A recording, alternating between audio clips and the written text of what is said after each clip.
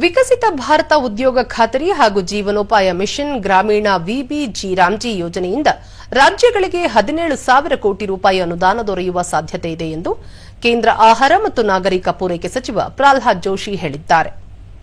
BJP ಕಾರ್ಯಾಲಯದಲ್ಲಿ ಇಂದು ಸುದ್ದಿಗೋಷ್ಠಿಯಲ್ಲಿ ಅವರು ವಿಬಿಜಿ ರಾಮ್ಜಿ ಕಾಯ್ದೆಯ ಬಗ್ಗೆ ವಿರೋಧ ಪಕ್ಷಗಳು ಅಪಪ್ರಚಾರ ನಡೆಸುತ್ತಿವೆ. ಕಾಂಗ್ರೆಸ್ ಪಕ್ಷ ಯಾವ ಕಾರಣಕ್ಕಾಗಿ ಹೋರಾಟ ನಡೆಸುತ್ತಿದೆ ಎಂದು ಪ್ರಶ್ನಿಸಿದರು. 20 ವರ್ಷಗಳ ಹಿಂದೆ ಉದ್ಯೋಗ ಖಾತರಿ ಯೋಜನೆ ಜಾರಿಗೊಳಿಸಿದಾಗ ವಿಕಸಿತ ಭಾರತ ಮತ್ತು ಆಸ್ತಿ ನಿರ್ಮಾಣದ ಕಲ್ಪನೆಯೇ ಇರಲಿಲ್ಲ. ದೇಶದ ಜನರ ಆರ್ಥಿಕ ಸ್ಥಿತಿ ಕಠಿಣವಾಗಿತ್ತು. ಕಾಲಕಾಲಕ್ಕೆ ಕಾಂಗ್ರೆಸ್ ನೇತೃತ್ವದ ಸರ್ಕಾರವು ಯೋಜನೆಯಲ್ಲಿ ಬದಲಾವಣೆ ಮಾಡಿದೆ. ಮೊದಲಿನ ಕಾಯ್ದೆಯಲ್ಲಿ ವೇತನ ಪಾವತಿಗೆ ಕಾಲಮಿತಿ ಇರಲಿಲ್ಲ. ಹೊಸ ಕಾಯ್ದೆಯಲ್ಲಿ 14 ದಿನಗಳಲ್ಲಿ ವೇತನ ಪಾವತಿಯಾಗದಿದ್ದರೆ ದಂಡ ವಿಧಿಸಲು ಅವಕಾಶವಿದೆ ಎಂದರು. 100% ಡಿಜಿಟಲ್ ಪಾವತಿಯನ್ನು ಅನುಷ್ಠಾನಗೊಳಿಸಲಾಗಿದೆ. 6 ತಿಂಗಳಿಗೊಮ್ಮೆ ಸೋಷಿಯಲ್ ಆಡಿಟ್ ನಡೆಯಲಿದೆ. ಮಾನವ ದಿನಗಳ ಪ್ರಮಾಣವನ್ನು 100ರಿಂದ 125ಕ್ಕೆ ಹೆಚ್ಚಿಸಲಾಗಿದೆ. ಇದರಿಂದಾಗಿ ಗ್ರಾಮೀಣ ಜನರಿಗೆ ಉದ್ಯೋಗ ಮತ್ತು ನಿಖರ ಆದಾಯ ಖಚಿತಗೊಳ್ಳಲಿದೆ ಎಂದು ತಿಳಿಸಿದರು.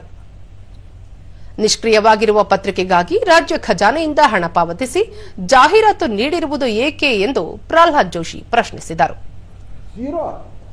ಇಲೆಕ್ಟ್ರಾನಿಕ್ ಪೇಮೆಂಟ್ಸ್ ಡಿಜಿಟಲ್ ಇಂಡಿಯಾದಂಥ ವ್ಯವಸ್ಥೆ ಬಂದಂತ ನಾವು 99% ಮಾಡಿದ್ವಿ. ಇವರು 37% ದುಡ್ಡು ಹಂಗೆ ಕೊಡೋರು ಕೈಯಾಗ. ಯಾರು ತೊಗೊಂಡು ಹೋಗ್ತಿದ್ರು. ಆ್ಯಂಡ್ ಆ ಕಾರಣದಿಂದ ಶೇರ್ಡ್ ಕಾಸ್ಟ್ ಆ್ಯಂಡ್ ರೆಸ್ಪಾನ್ಸಿಬಿಲಿಟಿ ಎರಡೂ ಇರಬೇಕು. ನಾವು ನಮ್ಮ ಬಜೆಟ್ ಜಾಸ್ತಿ ಮಾಡ್ತೀವಿ 125 ದಿವಸಕ್ಕೆ. ಮೊದಲು 25% ಇದರಲ್ಲಿ ಮೆಟೀರಿಯಲ್ ಕಂಪೋನೆಂಟ್ನಲ್ಲಿ ಕೊಡ್ತಾ ಇದ್ರು. ಅದಕ್ಕೆ shared cost and responsibility, stronger incentive to prevent misuse.